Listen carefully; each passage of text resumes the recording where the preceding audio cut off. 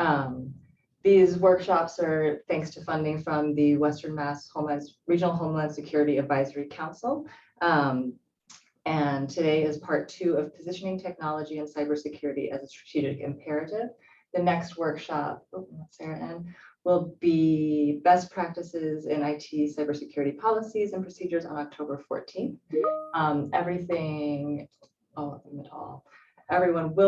All of these will be recorded and posted online.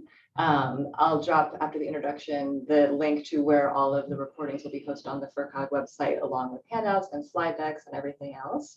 I have one quick announcement. I don't know if they'll be joining us today, but folks, the select board in Wendell and for Franklin County residents or Franklin County towns is interested in potentially collaborating with some local towns on applications for the Community Compact IT grants that are going to be, the deadline is in a couple of weeks. So if you're interested in potentially working with Wendell on a grant application for IT, get in touch with the new town coordinator there. Her name is Alicia. And with that, we're happy to have, again, Novus Insight out of Connecticut, again, posting these workshops, and they did a great feasibility study on regional IT for us last year, and we're very glad to have them back. So I'm going to turn it over to Greg from Novus to introduce himself, and I will mute myself. If you have questions in the chat, Calvin will be monitoring the technical questions, and I will be monitoring the Franklin County local questions, and I think that's it. Thanks so much, everybody, for being here. All right, thank you so much, Amanda, and thanks everyone for joining this workshop series again here. See some familiar faces on Zoom here today, so thank you all for coming back and joining the second workshop in our series over here, where we're going to be discussing today internal change management within your municipalities around cybersecurity. So today we'll do some introductions again at the top of the meeting here. We're going to do introductions this time through chat as well. So we'll talk a little bit about that next year. We're going to talk about security program key definitions and roles as well. I don't know. So some stakeholders that are very important to security programs, responsibility structures, and best practices for cultivating buy-in to get your security program off the ground. We're also going to be chatting today with Mike Stebbin. Mike is the Chief Information Officer from the city of Pittsfield. And unfortunately, Mike, fortunately for Mike, he could not be with us today because he and his wife are actually having a baby today. So congratulations to Mike and his family as they're expanding their family today. But we did do a pre-recorded interview with Mike that we'll show as part of this today. Then we'll pivot into standing up a security program, bringing stakeholders together. This concept of federated leadership, this is a really important topic about how to build your security program, how to collect information to inform your program, key topics for leadership, creating policies and procedures, creating a change management program, and then some recommendations around budgetary models. There's been this concept that's been around for years, and I've been doing municipal IT work now for 20 years. And I noticed early on, a lot of the departments would pay for IT on their own, and we'd buy a piece of software and a server for finance, but then there were all of these other costs associated with that. And those costs would often come at the end, and we'd be scrambling to try and fulfill the security, the running and operational components to make that program whole. So we'll talk a little bit about department versus centralized models of budgeting for program sustainability. And that'll all be coming up in our program today. So introductions, I'm Greg Bugbee. I'm the Chief Technology Officer with Novus Insight. We're out of East Hartford. We actually started in the municipal IT world many years ago in the mid-2000s. We're a technology services provider and consulting organization, and we also created in Connecticut a municipal cloud platform, which is a hybrid cloud for municipalities, education, and nonprofit use. I'd like to learn a little bit about you. We do have some new faces in here. If you could all just go into the chat I would love it if folks could just kind of introduce yourself, your municipality, and one thing that you're hoping to take away from this workshop or the series of planned workshops that we have coming up in here. So if you can just put all of that in the chat, I'm going to review those during the video segment here because I was part of the video. And while you're all watching that, I'm going to review those and help to custom tailor the rest of our presentation to the things that you're looking for as well. So that's a little bit about you. And again, thank you all for joining today. As we go into our program today, first thing we want to talk about are some of the key program roles and definitions. And we're starting this off because in Mike's presentation, he's going to be introducing some terms that you may or may not have heard of previously. And I want to make sure that we have clarity on what all of those terms mean. And we're also going to do a little interactive poll here coming up as well, because I want to see if folks have kind of defined these things within your municipality. So the first term that we're going to explore is the data owner.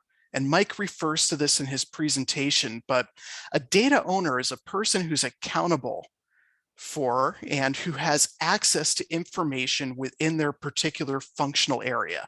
So when we talk about functional areas, in the last workshop, we had a bunch of different departments. That's what we're talking about as the functional areas of the organization. The data owner is also in charge of reviewing and authorizing access to the data. And that's important because, you know, if you're a police chief and you're looking at your criminal justice data, you hold the keys to that. You're responsible for reviewing who has access to it, knowing who has access to it, and owning access to that data. It's not IT's job to do that in your organization. You are the owner of that data. Your job is also to define what authorized users are allowed to access within whatever platform or system you're using. So, going back to the police example, if someone is allowed to access one part of the system, which has really detailed criminal records, you need to set up the governance structure of that data versus, let's say, just data that talks about how many people were arrested. That's a different type of data that you need to know, well, who's allowed to access those statistical data points versus identifiable data. You're also responsible for seeing that policies, procedures, and regulatory obligations are met. In municipal government, each department head or person in charge of a data system is the data owner. And that's a very important thing to tee up over here. So the HR director is responsible for employee data. The police chief is responsible for criminal justice data. Very important to get that concept down. Now, the data custodian is a completely different role. The data custodian has technical control over that information system, and they must follow the guidelines of the data owner. So if the data owner says, open up access to these individuals, if that's within the parameters of the policy and the procedure, the data custodian will follow that. They're also responsible for executing the technical operations that support the data owner, making sure that systems are patched, making sure that the systems are available. That's your IT department. And what's really important to note about this is that data custodians must receive instructions from data owners. They are only responsible for the technical controls associated with the information systems. And they are not the deciders on who should or who shouldn't have access to data. I had a situation recently that I was brought in to conduct an investigation on where an IT department had actually gone rogue and they had shut off access to certain people, and there was no governance structure within the organization from a policy and procedural standpoint to set up this governance here to say, no data custodian, you're just in charge of doing what we tell you to do. They are claiming that we are doing this now for security purposes and we can't allow these people to have access, yet those people who need to have access need that access to do their job. And there's a rub within this organization here where the data custodians are owning the access control and the gates to that data. That's not a situation that you want to be in. So data operators are users who are authorized by the data owner to use the system and have access to the data. Going back to the police example, the patrol officer who's looking up data in the car on the laptop, that's a data user. They are also a data contributor. They're adding data to the system. They're pulling data out for reporting purposes, but they have a very defined swim lane that they operate in, and the data owner defines what the operator can and can't do. So those are some key roles and definitions here that are really important to understand here. So in your municipality, I'm going to launch a little quiz over here. Are staff aware of their responsibility to protect sensitive information? I mean, do they know who a data owner is and who the data custodian is? I'm going to launch this poll over here, and you can click on that and give your responses if you think that within your municipality or organization, folks understand their role as they're described here. So we'll keep that going here. So I got one yes on here, a couple of yeses. Good, good. That's really good to know. So, you know, a lot of folks are saying that they do know their responsibility to data. That's wonderful. So I'll give our 4 out of 4 here. Greg, I'm realizing that maybe we should have added a maybe option, or like some staff yes and some staff no. If you're in the maybe boat, just throw that into chat. You know, that'll be fine. All right. Well, thank you everyone for answering that. And that's good to know, you know, but you know, if there's any ambiguity on that where you're like, maybe this department doesn't know that they have the ability to control that or are in charge of that, you know, that's an important thing. Okay, so cultural change number 1 that we're going to talk a little bit about today. IT does not own security on its own. Each department and data owner is the owner of the security program for their department. Now, they're supportive. IT should be supportive and consultative when it comes to this, but they're not experts in municipal data or municipal data handling. The data owners, the departments, are the ones who set the cadence for what people should be doing and what people shouldn't be doing. Old models here put extensive trust into IT for owning security. Without input from the departments on a regular basis, IT performs their work in a vacuum. So it's important to develop that collaboration between IT and the data owners, and that needs to be facilitated. If your municipality has the perception that IT owns security, there needs to be a reevaluation of this program, because although they own the technical controls around that, they don't own how people interact with it. And there's a lot of stuff that falls out of the purview of IT that needs to be owned by data owners. Just things along the lines of sensitive information handling and user training. The most qualified person to do that is a data owner, someone within that department to outline the do's and don'ts. How do you handle paper? How do you handle sensitive information? Do you put this information in your own personal email and email it home because that's what you have to do to get your job done? Is that right or wrong? IT should be informing that, but they shouldn't be enforcing it to that level of a data owner saying, there's a responsibility that you have as an operator to this data. That is cultural within departments when it comes to information handling. So that approach is very risky, of putting everything into IT's hands and saying they have it. And IT must be governed as well. They have to be part of the overall governance of the security program, which means that that relationship between the departments, the business owners, and IT needs to be cultivated to create a model that works. If we look at this over here, we have a data governance structure that's on here.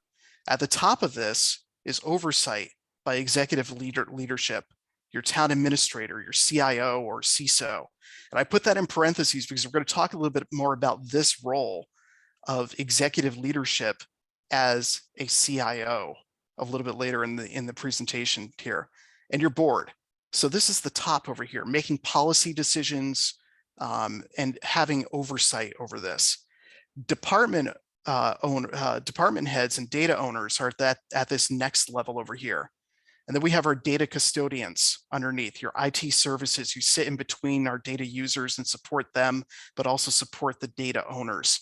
These are the layers that are necessary for a real data governance structure.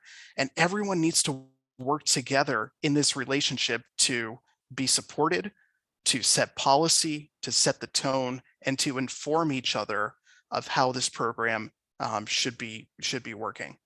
And we'll talk about this in more detail about this relationship and what executive leadership within municipalities can do to cultivate this structure and make this structure whole. So the next part of the program over here, since we have these definitions out of the way, is this Q&A with Mike Stebbin. And as I mentioned, Mike could not be with us today, but part of a couple weeks back, we recorded a Q&A with him regarding his role as CIO in Pittsfield, Massachusetts. And I think you'll learn a lot from what Mike has done there and how it might be able to apply to your municipality, regardless of the size of your municipality. Pittsfield has the luxury of having a dedicated CIO to fill this particular role. But as we'll discuss, this role is something that's universal across municipalities. And we'll learn a little bit more about how any size town can integrate that role of CIO into their leadership structure.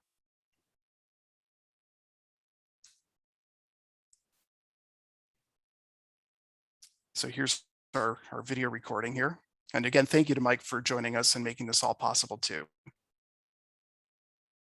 All right.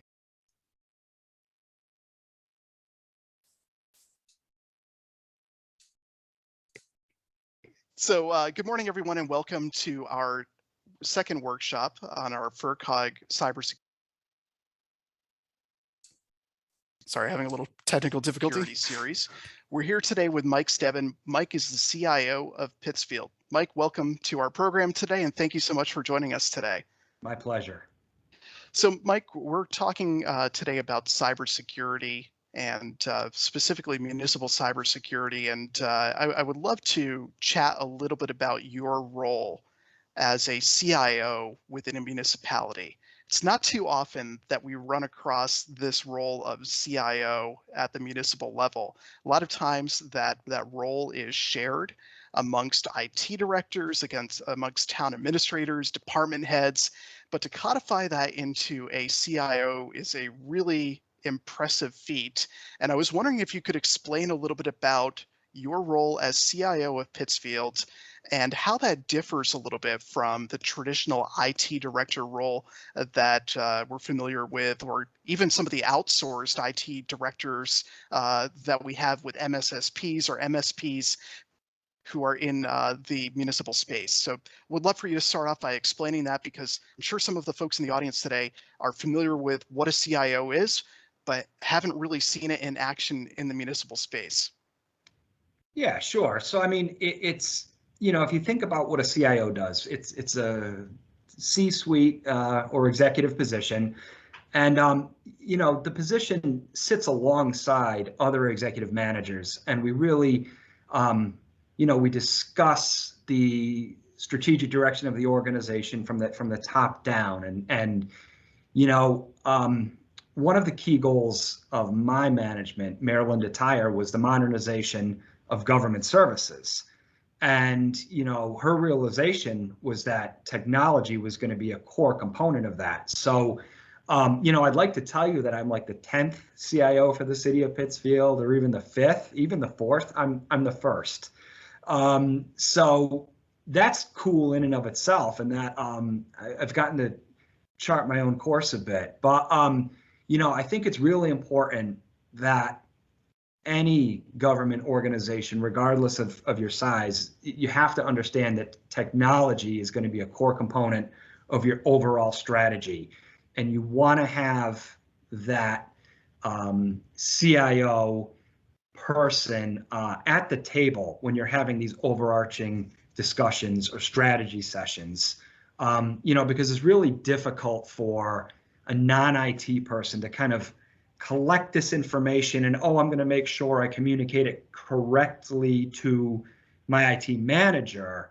Better to bring in that person in the onset of a discussion. Really it gets very challenging to find out about initiatives where technology will be a component once that ship is set sail or once that project is started. So the last workshop, we really talked about bringing together a strategy and how to communicate that type of strategy that you're discussing today to the municipal leadership, and communicating that with stakeholders and cultivating support and buy-in for program development and program funding. Some of the concepts that we really touched upon at that point were risk management, technical and security debt, and being able to communicate those types of concepts to that municipal leadership group. So today's workshop, though, is really about pivoting from that external sponsorship of that security program to cultivating that internal buy-in to help make that program successful. And one of the things that we really dove into in the last workshop was the concept of risk assessment and working with the different stakeholders at the municipal department level to understand risk. Would you be able to touch on that as a starting point for today's conversation? How you go about doing that with the various departments and stakeholders, especially when you're dealing with people who are subject matter experts in their business focus, but they're really not subject matter experts in the technology world. And sometimes you don't have to be in order to make an successful risk assessment. But how do you go about that process and drawing out what they do and what's important to them to cultivate that buy-in and develop that understanding of risk? Yeah, sure. So, it's one of these things where my first discussion around risk management and cybersecurity at the executive management level was so recent, being only 4 years ago, that I just have a clear memory of my first interaction with my colleagues. And I said, with a big smile on my face, I said, "Congratulations, you're all data owners." And the expression, when I read the room, they had never heard that before. And it was really like, whoa, wait a minute, what's a data owner? I'm not a data owner. Am I a data owner? And it was, yeah, you are, but I'm going to help you with that. And I think, we hit the nail on the head where as executives, we're managing risk, okay? So we always want to talk within the framework of risk management and not within the alphabet soup that is the techie lingo. As interesting as I find, VLANs and Active Directory and LDAP and so on and so forth, as I find it to be fascinating, I can assure you, however, my management and my colleagues do not. So I, as a data custodian, I'll take care of that stuff. I'll direct my team to take care of that stuff. But what I want to do is I want to talk about risk, and I want to talk about it in a way that makes sense to other managers. So, really important that for the sake of not overwhelming anybody, we never want to embarrass anybody, put them on the spot, use terms they wouldn't understand, because they could do the very same thing to yours truly. I mean, I think about, our health director. I mean, some of the medical terms she knows, it's like, holy cow. So we never put anybody on the spot. We never make anybody feel bad. I want people to walk away having a great experience with either myself or my department, especially around cybersecurity, because it can get very technical. So we get out of the weeds. That's the first thing we do. And we focus on the high level. What's the mission? What's the objectives? And in modern times, there's going to be a security component. And, we talk about dollars and cents. We talk about those things from the first chapter in the common body of knowledge, risk management. Are we going to accept the risk? Are we going to mitigate the risk, transfer it, et cetera, et cetera? We look at things, what's the cost of the security solution? What's the value of what we need to protect? We have all these high level discussions, and we never go too deep. We don't want to do that because people aren't going to be able to swim. Let the technology professionals go deep. Absolutely.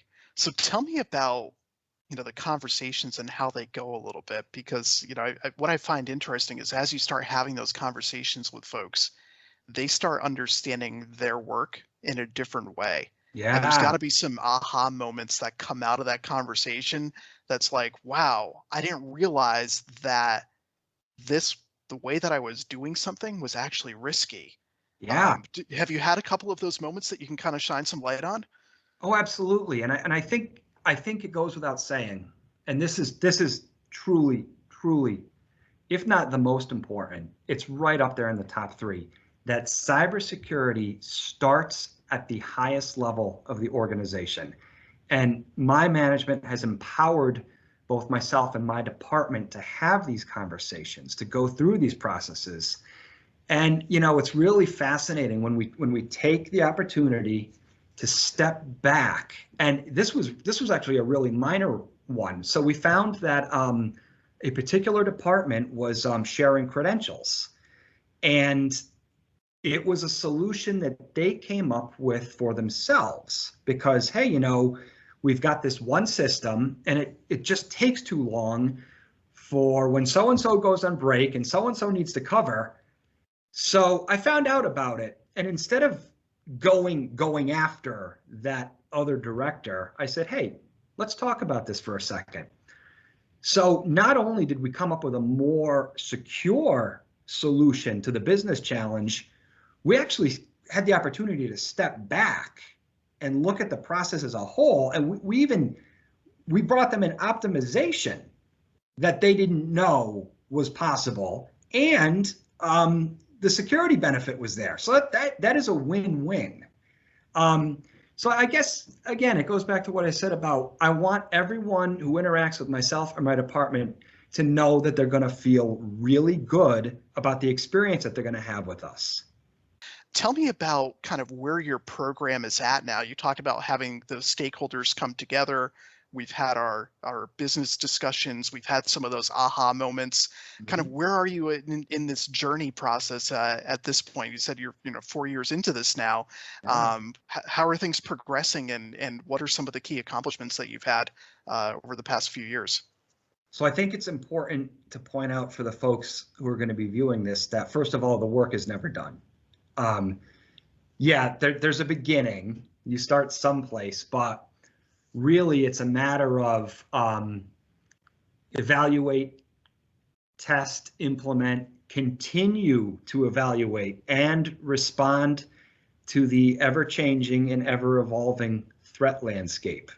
A security control that I might have recommended 2 years ago might not be appropriate today and going forward. So that we need to be aware of. I look back to that very first meeting where I said, hey, congratulations, you're a data owner, but don't worry, I'm here to help you do that. So first and foremost, our executive managers and our directors and managers below them have all embraced this security positive culture that we have here. And if I've got buy-in, that is more than half of the battle, because then those conversations about, hey, I'm going to introduce a MFA, for example, and you're going to have to pull out your phone and punch in this random number, those become easier to have because they already value cybersecurity. So I guess to answer your question, where are we? How far are we? We're well into this journey, and but we continue to evaluate and implement new security solutions to meet, again, the evolving challenges that are presented to us by threat actors and the like. And how are folks settling into their role as data owner? You talked about that 4 years ago. That was a new concept to folks. Yeah. That, wait, I'm actually in control of the data within my department. And you know, a lot of times within organizations, we have this perception that, well, IT will just take care of it. Yeah. And that's a big shift in mentality from, you know, IT will take care of it to, wait, I have a responsibility to this Yeah. data. Yeah. How has that been received within your organization? So something really cool that folks realized is that, because sometimes, you know, and I don't like this, is IT spying on me? Is IT meddling? And the answer is no, we're actually not. We secure the data per your business requirements. If your admin needs access to your mailbox or calendar, that admin's going to get that access, but nobody else will because you didn't request it. So they're actually, I've myself and my team have created this comfort zone where, again, people feel really good about the fact that they are part of this security team in this security process. We're not coming in heavy-handed. We're being, you know, inclusive in our role as cybersecurity professionals. It's been well received. And I think bringing everybody together and saying, hey, we're all in this together. Yeah. Let's work to solve these problems. Yeah. That's a big pivot from, well, just call IT and they'll handle it. Yeah. You know, making them part of the solution is one of the key elements of this whole process. Yeah. And, you know, in the past workshop, we talked a little bit about technical debt. This workshop, you know, this is really security and cultural debt if you don't have that responsibility structure really stood up within your organization. Yeah. Anytime we talk about change in an organization, you know, I've seen change handled very poorly, where essentially the messaging was interpreted as, okay, the shirts are doing this to me. But in Pittsfield, we're changing together and we're growing together. And what a difference when you give people that sense of, I'm part of this team. You know, we value your input. We're going to be working on this together, as opposed to, we're doing this to you. That's a very, very different set of circumstances. And the outcome, when you give people autonomy and responsibility and you leverage their experience, as opposed to really not listening and not collaborating. I mean, we've had just incredible outcomes because of our approach. In the last workshop, we talked about Atlanta, where they had over 2,000 vulnerabilities in their system before their ransomware attack. And you know, they got to the point where the tech teams had given up because it was so insurmountable. Yeah. I'm sure that you've dealt with similar situations on a small scale. How do you, what do you have for folks who might be feeling a little bit of despair right now because they're behind the 8 ball on some of these things, and they feel like they need to play catch up? What's some advice that you might have for those folks? Well, and I've seen this, and I guess first of all, it all comes down to communications, and it comes down to compassion, because 9 times out of 10, when you're in a situation like that, you know, and so when someone has reached out to me, it's typically been a town manager. And first of all, I'm going to give my hats off to those folks, because they're starting the process of remediation. That's awesome that they're saying, whoa, wait a minute, this might be out of my element, but I know I need to do this, and I know I need to talk to the person or people who can help me. So that's incredibly courageous. And I actually do tend to point that out. I start with compassion. And even though it's this potentially incredibly challenging situation, I give them some assurance that we can do this, and you're not going to be doing it alone. So when you look at the problem and you can connect somebody with resources, when the available resources start to dwarf the problem, then the problem starts to look smaller and smaller. It just kind of clears the air a little bit. A lot of times it's just that. Who do I go to? And the state, the Mass CRMWG, EOTS, all sorts of folks have made incredible strides in making resources available to communities. So I guess, again, to sum it up, it starts with compassion. And then we just start to work through it, and we reassure folks, you can do this, you can get there. And it really makes all the difference, you know. And I always tell people, you know, I don't always get to give you great news today, but I can give you great strategy going forward. I mean, if no town manager wants to hear that they've got to come up with 6 figures to replace infrastructure. I mean, let's face it, and that can be a reality. So there are times where I do have to make them aware of that, but there's always a way to get it done and communicate that respectfully and kindly. Absolutely. You mentioned a couple key programs that Massachusetts is providing to municipalities. Could you talk about a couple of those programs that may be of interest to municipalities on with us today, and some that you've leveraged with success? Yeah. So the director of the Mass Cyber Center, Stephanie Helm, she'd probably throw something at me if I don't mention this. But one of the really cool things that the Mass Cyber Center has made available is incident response plan training.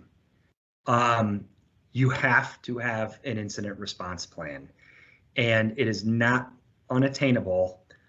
So one of the really cool initiatives that many folks can leverage that's available to them is the incident response planning resources that the Mass Cyber Center has made available.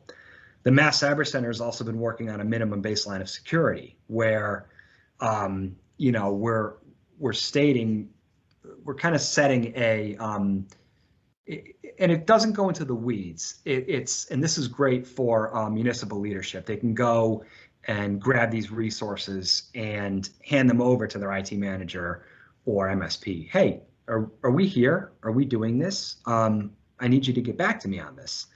That's a really cool initiative. EOTS has the cybersecurity training, like the phishing campaigns that they do.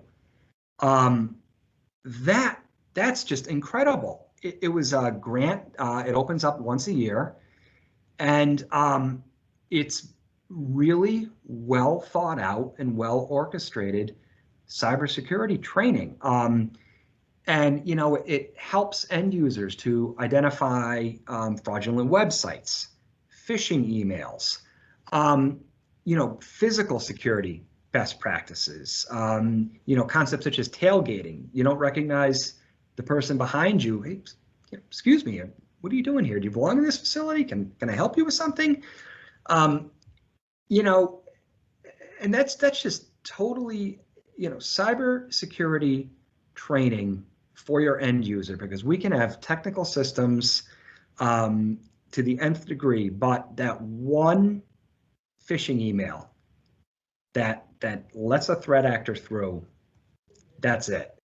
Poor lifecycle planning really contributes to issues with municipal technology, where a project is started and you might end up with that project not engaging the technical folks within the community, and you end up with purchases that, you know, might be at the tail end of their life cycle. What are some tips that you have for helping to build security into the process from the beginning, and how do you work with departments to get that going early on in their discovery process, so that, you know, we're not in a situation where we're buying cameras for Parks and Rec that are on the banned equipment list for the federal government or something along those lines?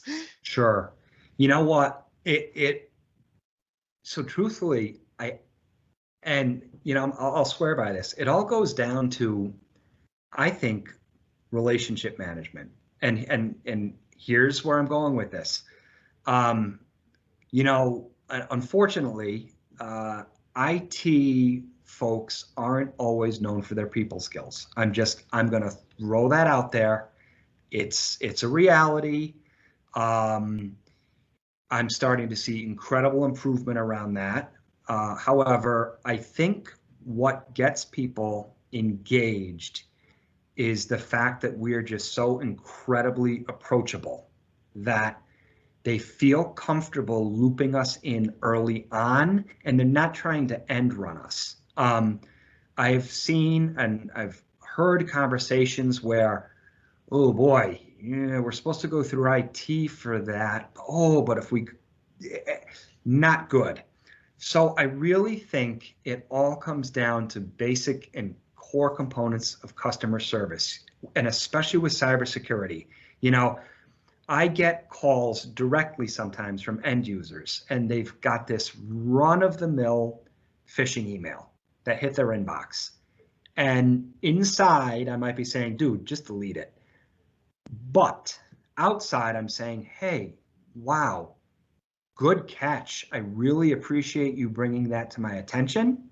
I've done a quick analysis, and I do believe that it's a phishing email that has not put you at risk or the organization at risk. Why don't you go ahead and delete it? And I'll do some more analysis. And if I need further information from you, I'll follow up. And again, thank you so much for reporting that. I know you're very busy. I really appreciate that. So now they're thinking, that guy, Mike, his team, they are so awesome to deal with. I'm gonna bring this to their attention. So I think it's basic relationship building and customer service. You want to have your department be approachable, and that's not always the case with technology professionals. When you're perceived as being an obstructionist, what do you do about an obstacle? You go around it, right? Where the perception of my team in this organization is that we're all working on the same mission. We're supporting the business. We're not working against the business. And, because of that, we're brought in at the very beginning of projects. We don't have people trying to end run us, knowingly or unknowingly. That's another thing, well, wait a minute. I didn't think about that, because it's outside of somebody's wheelhouse, cybersecurity. It doesn't get to that level here because it's just, oh yeah, let's make sure we loop in IT because we're so customer oriented. And that's really what makes or breaks it, I believe.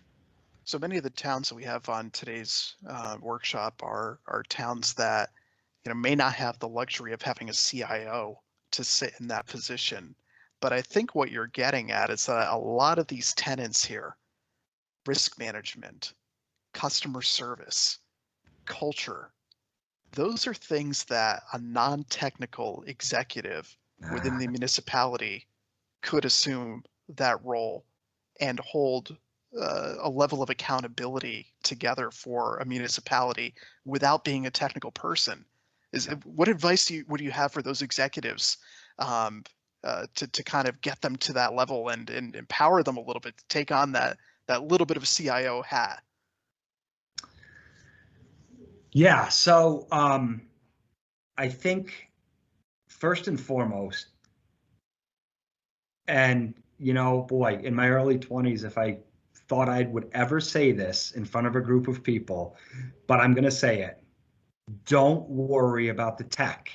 There are people out there who can do it, and they can do it well. So in your minds, actually take tech out of the equation, because hey, if we're talking about risk management, we're going to transfer that risk to a tech person, right?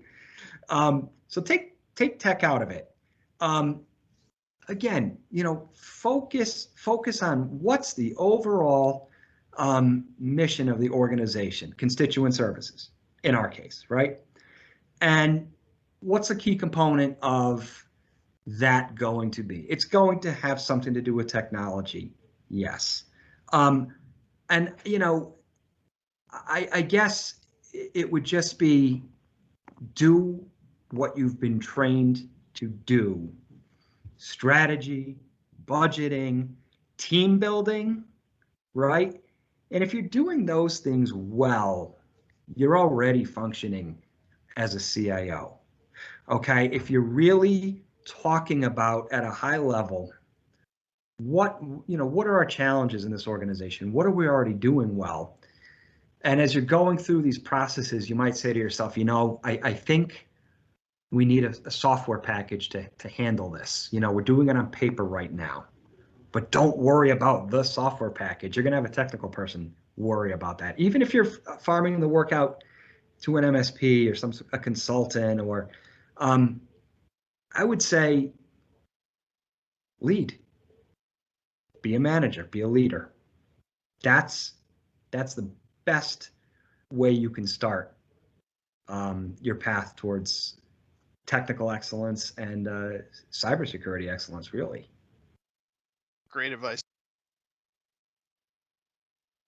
So with that, we're going to wrap up our interview with Mike, and thank Mike for joining us on this particular stand-up today. Mike did a fantastic job for us, and we want to thank him for spending that time with us on the program. We want to talk a little bit about that CISO role or CIO role. And I think it's really important because the point that Mike left us with is the important thing in that the important thing in the CISO or CIO role is really the C. It's being a leader. It's convening people. And that cultural change, especially in small municipalities, is really important. We look at CISO as being a chief information security officer, or CIO being a chief information officer. But, traditionally they have been technically skilled individuals who have risen through the ranks as tech people to become management. And it's interesting because there's a little bit of a change in industry where folks are saying, do we really need CISOs who are technical folks in order to do that job? And the answer is really not really. We need people who are leaders to be able to do that particular role. Non-technical CISOs are often better positioned to lead security programs because security requires a deep understanding of business. And when we look at municipal leadership, that's really important. It's the people who understand the business of the municipality who are best positioned to handle security in many ways with the advice of security experts and folks who are technical experts on the how. We can identify risk as municipal leaders. We can understand that doing this doing this process or not doing this process is going to contribute to risk. But solving that risk may require those subject matter experts to come in and assist with that. So we're going to talk a little bit about how, as a municipal administrator, you can start to embrace your inner CISO and inner CIO on today's program. Key qualities: communication and organizational skills. That's the main piece here. The CISO is a convener, bringing together the data owner, the data custodians, the data operators, and really pulling them together to develop strategy. Deep knowledge of the business operations is also important, and the ability to trust but verify. One of the things that we noticed when we did our feasibility studies is that a lot of folks that we met with assumed that things were being taken care of. And when we started really diving beneath the surface, it became clear that there was a disconnect between the business needs and what IT might have been providing to an organization. The role of a CISO is to be in the middle of that conversation and say, for example, town revenue collector, how long can you go, without, let's say the server went down on a Monday and it's not going to be back up on a Wednesday. Can you still perform your job? And if the revenue collector says, no, I can't, I can only be down for a day, people would start getting upset. Bring that data back to the IT provider and say, how long is it going to take you to recover the system? And if they tell you it's a week, well, that's going to create a problem in here with the revenue collectors. So somehow we have to adjust expectations and figure out the balance between those business needs, the technical possibilities, and maybe figure out other ways to do things to ensure that services are going to be provided. But really verifying that too, because sometimes an IT provider will say, no, we can have it up in a day. But the reality is that it's a week. Show me the proof That's also very important. Many of the towns that I met with over the course had experienced issues where they were down for weeks and sometimes, beyond that. And, their IT provider had told them everything's fine, it's all taken care of. But they never verified to say, well, what does restoration actually look like? What does a total loss actually look like? And how are we going to put all this back together? And what expectations should I be setting with my departments based around what you can actually reasonably do? That's really important in a CISO. So cultural change, the CISO really doesn't need to be a dedicated person. It can be a role, and it doesn't have to be a position that is dedicated to that. Some organizations have adopted the concept of a virtual CISO. We'll talk about that in a few minutes as well. And it's one of the pieces that a regional program might be able to assist with, is an advisor to municipalities to help their municipal leadership with this particular role. In small municipalities, municipal administrators can operate as that facilitator and assume the role of that CISO if properly supported. That's the big thing, if properly supported. Having these convenings and such between departments is really important. The CISO will need strong technical support. The data custodian, your IT provider, has to be honest. They must be supportive, and they must have a strong security background. You're bringing the business to the table. They're bringing the tech to the table and the security to the table. The CISO has to be supported as well with capacity and time. That's the other key. If you're wearing too many hats, that's not going to work too well. They require sponsorship from the council and from the board to provide them with time to do this job and make it a priority. Supporting the CISO role. The CISO needs to be informed and supported. Managed services providers and security providers have often filled this advisory capacity, but there can be issues with that approach. Number one, with that approach too, consulting agreements might actually be hourly, and that hourly transaction doesn't always help the town because, oh wait, every time I go to talk with my security advisor, it's going to cost me $300 or $400 to have that meeting. That can get very expensive over time. Having an open contract where we can use that advisory service on a regular basis and knowing what that's going to take is really important. Service providers might be pushing a product or have other sales incentives that will make them not as transparent as a trusted advisor. That can be an issue as well. And then also providers may not have the knowledge or capacity to support the program. They might not be well versed. As we discussed in the last workshop, we've got everything from CJIS to personal health information to HR data that's in a municipal government, SCADA systems as well. You might not have a provider who is well versed in all of these, and you might actually have to bring in subject matter experts beyond your managed services provider or managed security provider to assist with that. So that can be very challenging. Many regions have adopted a fractional CISO service or CISO advisory council to provide support to municipal administrators. I sit on one of these in the capital region in the Hartford area, and we meet monthly to discuss what's happening in security, how we interface with our different vendors, suppliers. We often use the same vendors throughout the state for different programs within municipalities. And we have discussions about the threat landscape, incident response, all of those things. They're great learning experiences. But in addition to that, some of the regional programs have also created a bucket of hours to be used by municipalities for one-on-one consultative advice.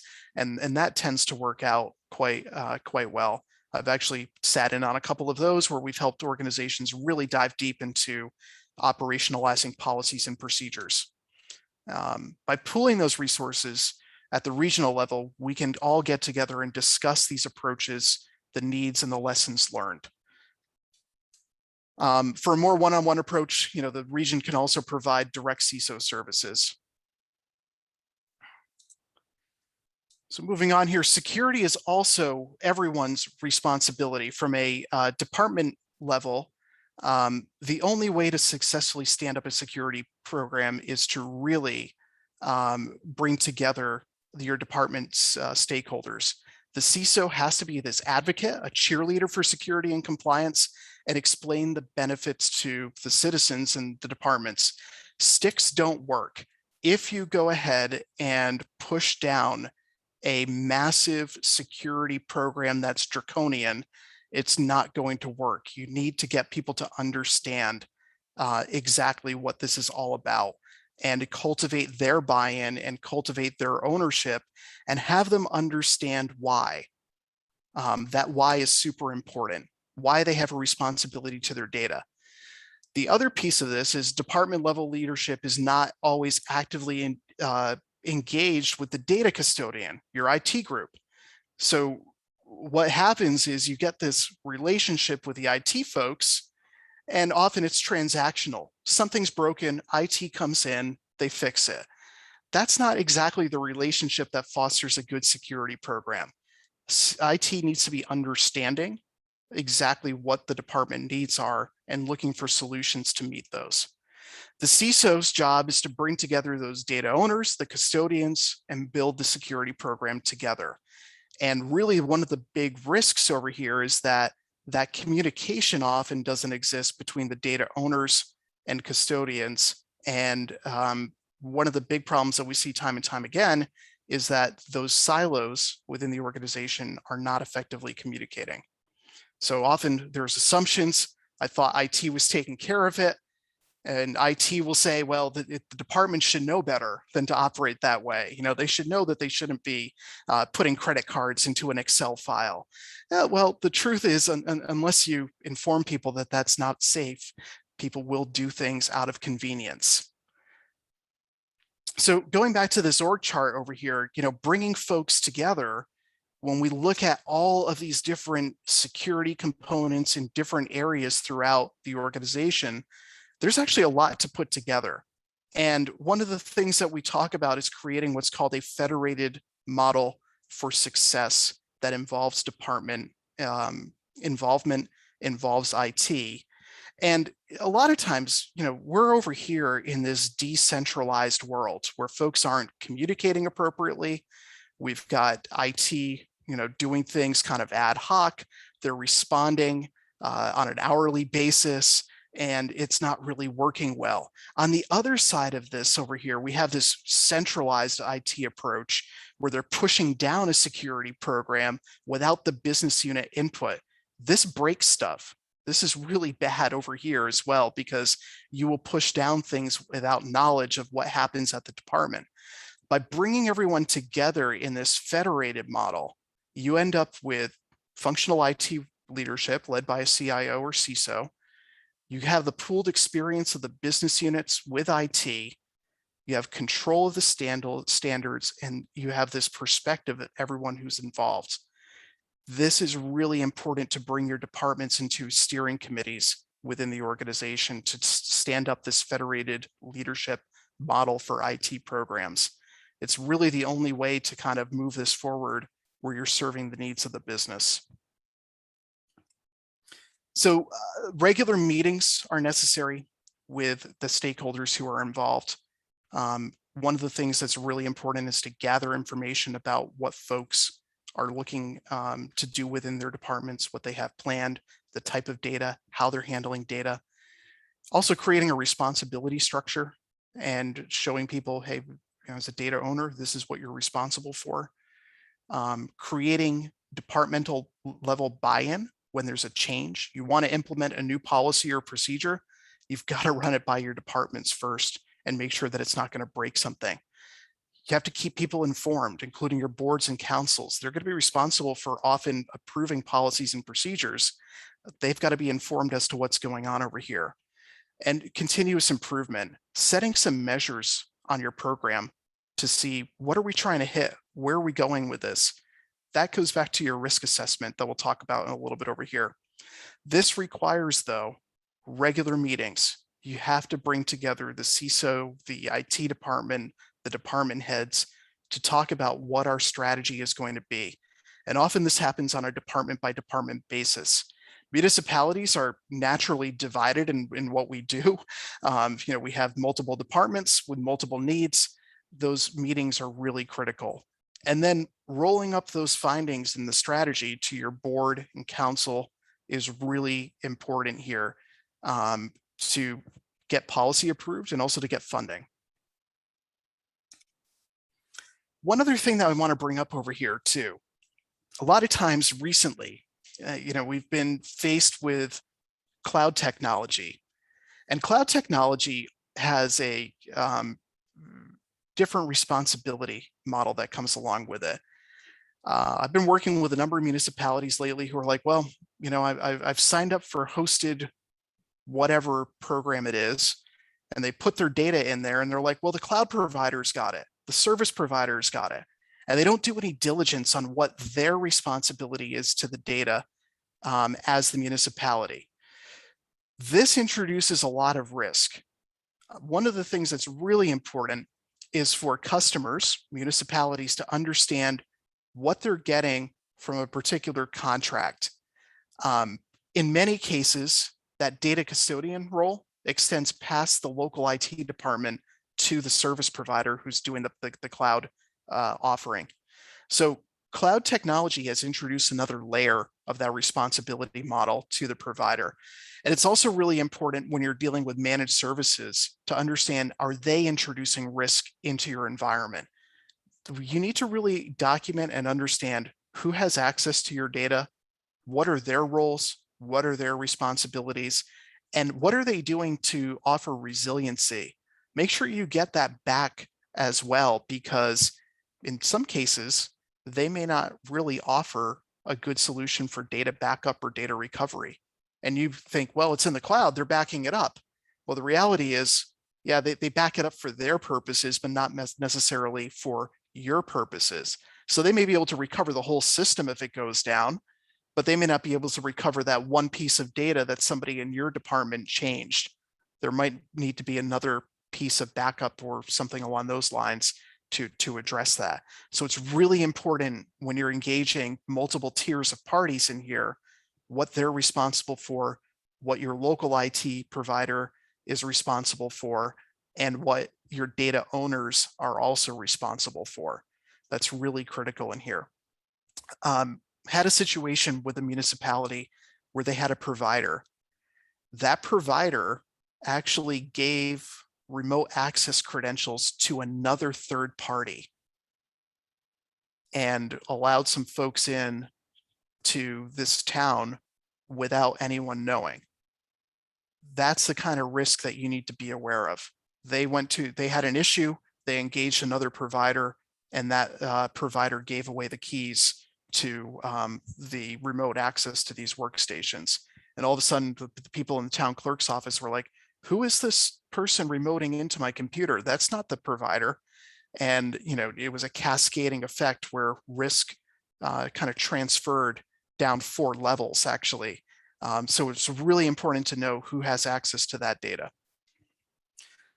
Department involvement. This is really important too. So we talk about, Mike talked about this convening, bringing people together. And there's some things that you should be asking folks about risk when you bring your departments together. And these are the questions that you want to bring back to IT once you collect them. And, first thing you want to do is understand, what are the key systems that your department is using to serve the public?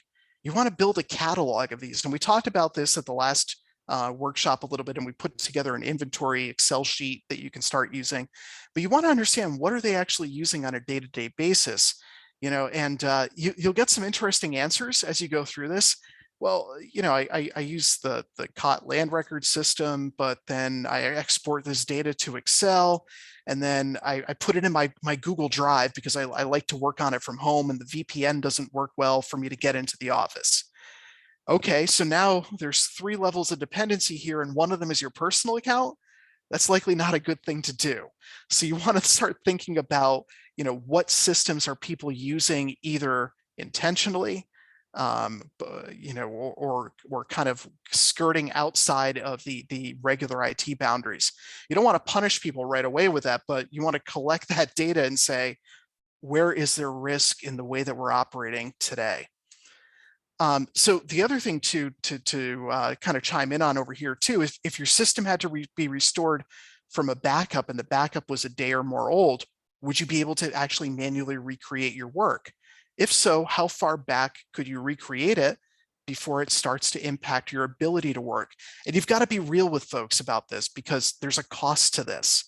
And you know, if they don't have a way to recover it and they're so dependent on technology, you may not be able to afford to give them the type of resiliency that you need. We may have to look at process to change that. But that's okay, as long as we're documenting it and creating process and informing people that, hey, it's not being backed up every 3 minutes. So you're going to have to work on, you know, if you can't recover for more than 3 minutes, you're going to have to work on another way to do that. But definitely we want to look at how can we look at the impact to work and how much data you can recover manually. Do you have paper-based processes to fall back on in the event of a computer outage? Can you still operate? That was one of the things in Atlanta that happened, where they actually had some paper-based practices to fall back on, and they had a recovery plan in place where they could still operate without the computers there. If your system was down, would you be able to do your job and serve the public? That's another question. How long could it be down before the public services and your sanity would be severely impacted? Those are really good things to know. And I see some things that are coming up in here in chat over here. So, you know, Roy Cohn chimed in and said, you know, the reality is that there's a direct relationship between cost of disaster recovery preparedness and a time to recover window. It's almost exponential, meaning that there's for a 3-minute recovery window, it costs far more than a 3-hour one. Absolutely right on, Roy, with that comment here. And we've got to set those expectations. But people think often that, hey, we put it in the cloud, it's being backed up, you know, IT's got it. They don't know what that window is. So setting this up and doing this in a way that it's communicated across for everyone, so those expectations are clear, is exactly what we're looking to do over here, and making sure that you know, the expectations are communicated, even though it's not going to be a perfect system. You still need things to fall back on, and people need to know when to fall back. A few other things on culture change, some more questions for your departments. What type of sensitive data do you collect, and where is it stored? I just did this interview with a nonprofit organization a couple weeks ago, and they do credit card processing, and they were talking about credit card numbers, and they said, you know, since COVID, we've been working from home a lot, and you know, I've got to write down in a notebook when a donor calls, and I've got to write down their credit card number. And we started talking about that and saying, well, is that really necessary? That becomes another place where sensitive data was collected. So you want to talk with your departments about the start to finish of that data collection strategy. The tax collector, for example, somebody calls up and says, you know, I tried to go online. I'm having problems trying to pay my taxes online. Can you take my credit card over the phone? Well, okay. And they go to write it down on paper. You need to ask your departments if they're doing that, because that becomes another data handling point and another place where it's stored. Even if it's on paper, we've got to protect it. And the same thing goes for other types of data that we might be putting into, let's say, Excel spreadsheets, while we're using that Excel spreadsheet as a holding place to either report on data or put it into a system. All of those areas need to be identified in the workflow so that it can be properly secured. Who are the key vendors that you have supporting your products, and what kind of access do they have to our systems? Yeah, that's another important question. You know, talking with folks and saying, hey, does this company remote in? Do they do updates? What kind of standing access do they have? And getting an understanding of that, that's really important to understand. With so many applications, how do you manage all of your passwords? Do you use a notebook, Excel spreadsheet, name password? Do you use your memory? Do you use a password manager? I was with a town clerk not too long ago, and they had a password system. And I asked, how do you manage your passwords? And They bring out this multiple pages all taped together. And there must have been probably 30 applications that this town clerk had in here. And she said, yeah, we go through and every month that we have to reset it, we cross it out and we increment it by another number here. And we change the passwords on the sheet. So this is all my password history for the past year across all of these pages. But it's okay because we lock it up in the vault and we only share it when, amongst ourselves in the office here. And I'm like, okay, there's a better way of doing this. We have to get better at security with those types of things. So password management is another key area. When someone covers for you, do you share your username and password with them? Something else important to really understand there. And also, do you receive a lot of junk or scam emails? That's another thing that people just kind of accept today, but they really shouldn't. And these are conversations that you should bring back once you have these answers to your data custodian and say, how do we work on improving these things? Let's have that conversation and then bring all the parties together to recognize that the departments might be able to find better ways of working. Lastly on this here, do you know what to do and who to contact in the event of a security incident? And if they say no, this goes back to working on that incident response plan. So we're going to talk about that in an upcoming workshop as well, and piggyback on some of the work that Massachusetts is doing on incident response. But number 6 is really important because that's going to speak to training, incident response plans, and who's responsible for what. So you can use those conversations to analyze departmental level risk, bring it back, take a look at it. They're going to point out weaknesses that need to be resolved. And those weaknesses and those plans you can bring to your data custodian and talk through and say, how do we strategize? What's common amongst departments?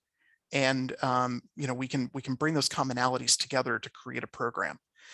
If something generates a red flag, you can dive deeper by asking questions like this. What would the impact be if operations or data of a department were compromised?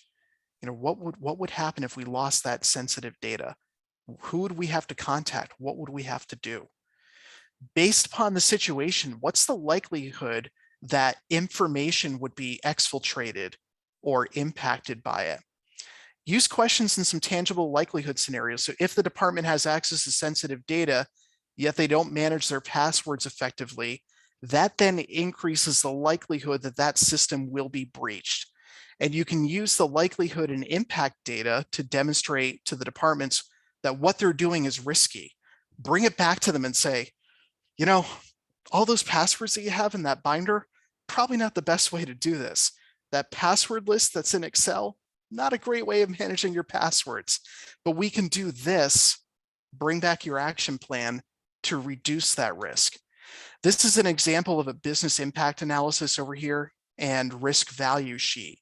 So there was a question earlier about assessing your cybersecurity and being able to assess what you're doing. This is a good way of doing this over here. You can put together those different system parameters. How long can something be down? That's a critical resource. What does a data likelihood for a leak look like? And you can categorize risk based upon a table like this. Now, this comes from the private sector, so there's going to be things like brand damage, but you can substitute that for trust and calculated value. There might be a value that's associated with some of that data that you'd have to provide, things like LifeLock or other types of identity protection from folks. There would be a value to that risk if that data was exfiltrated. Number 3, it's important to follow up those discovery sessions with action. So bring it back to the data custodians and say, what can we do in the short time to make data more secure? If a department's struggling to manage those passwords, a simple password manager could make their lives easier and more secure. If a department reports that they can't recover more than a half day's work, you might be able to change the backup, or you might be able to develop a process to put their mind at ease. Create action plans with the custodians and the owners at the table so you can explain it. So if this isn't feasible for the backups to go twice a day, and we've got to adjust the process, bring everybody together to explain why. And that'll help everyone understand and cultivate that buy-in that we need. Next on this, number 4, making policies and procedures real. Next workshop, we're going to dive deep into policy and procedure templates. We're going to give you a whole bunch of stuff that you can use in your municipality. But the thing is that they're templates. Every municipality is different, and every municipality has a different way of doing things. So we're going to focus on that, but 2 things that policies and procedures need to work: relevance and buy-in. And they don't exist on their own. So if you took that template book that we're going to give you at the next workshop, or next workshop series, and you just adopt them and said, hey, we have policies and procedures, that's going to put your municipality at risk. If nobody knows about them, knows what they mean, or how to follow them, that's actually as risky as not having policies and procedures. So the CISO should work with the departments to develop policies and procedures that are relevant to what they do. And those templates that we're going to give you are going to be a good starting point, but they should not be used as the final policy and procedure. Instead, you should be going through a process that looks like this. Collect the data from your department. What are the systems? Where's the data? Create policies and identify policies that can help protect the data in those systems. Review that with your departments and say, will these policies and procedures work? Do they help? Do they add value? Create the policies in a final format, go to the board for approval. Adopt them at the department, and then work with the department to monitor those. You're going to have to repeat this cycle as things change in this world here. But this life cycle for policies and procedures is really important. We recently saw a town that had policies and procedures in place, but they weren't followed. Nobody knew about them. It led to a data breach. And now we're in a position where, with that particular town, the insurance may not cover the breach because of that. So the recipe for success: stakeholder involvement in the development of the policies and procedures. Bring the departments together. You need a training program on those policies and procedures. Training takes place at onboarding and annually regarding those. Annual review and adoption. Owners, custodians, executives should review the policies and reauthorize them annually. And if you make changes, if you put a new system in, you have to look at the policies and make sure that that system is compliant to the policies. And if there's a big deviation in procedure, we've got to update our procedures. Review for adherence. We've got to review it, make sure that people are doing their jobs. Data owners and custodians can provide some insight into why things may not be working and suggest modifications to either the process, the technology, or the policy to make it more real. They're not for just employees either. The documents that you have for your municipal information system extend to whomever the data owners provide access to. So if you've got a third-party vendor in here, you've got to make your municipal policies available to them so that they follow them as well. That's a big change from a lot of folks, and it really takes care of a lot of risk for third-party management if we can do that. Lastly here, we have about 10 minutes left here. We have to look at the way that we fund cybersecurity from a cultural change here. And this requires a big transformation to effectively support security and compliance. Traditionally, we had looked at departments and department level IT budgets, but those department cost centers often require enterprise support and resources to maintain security and compliance. You know, Roy was talking about backup and backup frequency, and there's an expense to that. And that expense is not always covered when we buy a piece of software. The department looks at that and they're like, yeah, that finance package is going to cost 20 grand for that finance package. Well, they don't look at the other licenses, the security features, the different things that you need to actually run that. And I just had this happen with the municipality. They stood up a program called Munis, and Munis is a big financial package, and Munis required single sign-on. It required additional licenses for multi-factor authentication, and it really started to blow up the budget in a way that they really didn't anticipate. And that budget expense fell to IT. So I'll walk you through the example here. That department made the decision to move to the new finance software, but didn't really examine the whole picture of budgetary factors. So that base software was charged to the department, but then they needed server licensing. That was charged to IT. Single sign-on tool, charged to IT. Multi-factor. And in this town, they had very strong unions. People wouldn't use their personal cell phone for the multi-factor. They had to buy some tokens, hardware tokens. That was charged to IT. Backup services, charged to IT. Service and support, charged to IT. And then record retention, because they had to retain multiple copies of the system, that ended up in IT. So the department has this base cost in here, and then they had some support in here. This service and support that I'm referring to is the IT folks who have got to maintain all this other stuff, not the vendor support that gets charged to the department.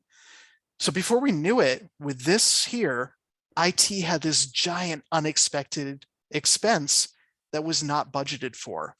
You need to look at the big picture from a cultural standpoint and change the way that we look at things as to what gets charged to IT, what gets charged to the department, so we don't end up with that imbalance. So if we look at this over here, we've got this picture here. In that case, we've got this departmental level cost, and then all of this other cost that surrounds that departmental level cost. So understanding total cost of ownership is imperative to maintaining security. You have to know what it's going to cost to secure whatever change you're implementing. When purchasing that new software platform or hardware solution, it might seem super affordable, but there's a true cost and total cost of ownership to make it resilient and to make it meet your business needs and security needs. And it's important to have those conversations early on in the process. When somebody's thinking and evaluating vendors, that can really shift the way that we look at things. And it's important that we have those discussions early on. We'll be discussing a policy in the next workshop around change management and standing up a change management program. That's going to be one of the most important policies that your municipality can adopt, because it's going to keep this in check. And we'll spend a lot of time discussing how to create a change management program within your municipality. Delaying the security analysis, which often happens, IT, the data custodian, is brought in at the end. Not only is going to put them in a reactive spot where they might not be able to secure it, but the budget may not be able to support it. And what happens is, IT folks, they want to do what's right for the business. They want to please. They'll go ahead and get it implemented, but they're going to take shortcuts in an attempt to get it in, get it done, and get the department working in that world. What'll happen though is you'll never go back and get those requirements dialed in. So you'll end up with something that is implemented for the department, but is only implemented maybe 5 or 10% from a security, compliance, and resiliency perspective. So that's really important to get that dialed in the beginning when you're making changes. Understand that total cost of ownership. So that's one of the big cultural changes that we have to look at. So wrap up in key takeaways. The data is super valuable here. We have a lot of cultural change to look at within organizations here. And again, complex corporations have these processes stood up. Municipalities don't always have that luxury.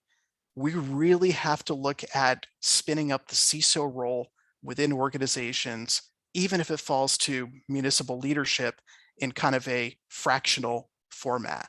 So that's really going to be a key message and a key theme here is empowering municipal leaders as that fractional CISO with support. And again, citizens expect more. We have cyber insurance, we need planning, unsupported products are a huge risk, and that change process is going to be so critical. Bringing those stakeholders together to talk about those business needs is so important. We have some resources for you as well. We do have those standards that Mike talked about. One of the things with these standards, we'll post that in here from the mass.gov security office. We will post those standards into this resources guide as well. One of those things that the standards that Mike talked about is it's a good way to hold your data custodian accountable. If your IT provider is not doing those basic things, you have to have a conversation and bring them back to the business and talk together about how we can move those things forward and address those baseline security components. So questions and answers at this time. Happy to take questions from anyone with 4 minutes left here. And I'll turn things back to Amanda. If you want to throw some questions in chat, feel free to do so at this time. I'd be happy to take them. You're also welcome to unmute yourself if you have questions and just speak. We covered a lot of ground today. That was a lot. Thank you so much, Greg. You're very welcome. Not seeing anything in the chat. And I'm not seeing anyone unmute themselves. I'm not seeing any raised hands. So I think we might be actually ending 3 minutes early, if that's okay with everyone. All right, so we will post the slides and recording on our website. And that link was previously in the chat and will get emailed out to everyone. And anyone interested in collaborating with Wendell on a CCIT grant application, get in touch with them. Feel free to reach out to me with local questions. I'm seeing Andrea, Terry, thank you in the chat, and I'm going to stop the recording.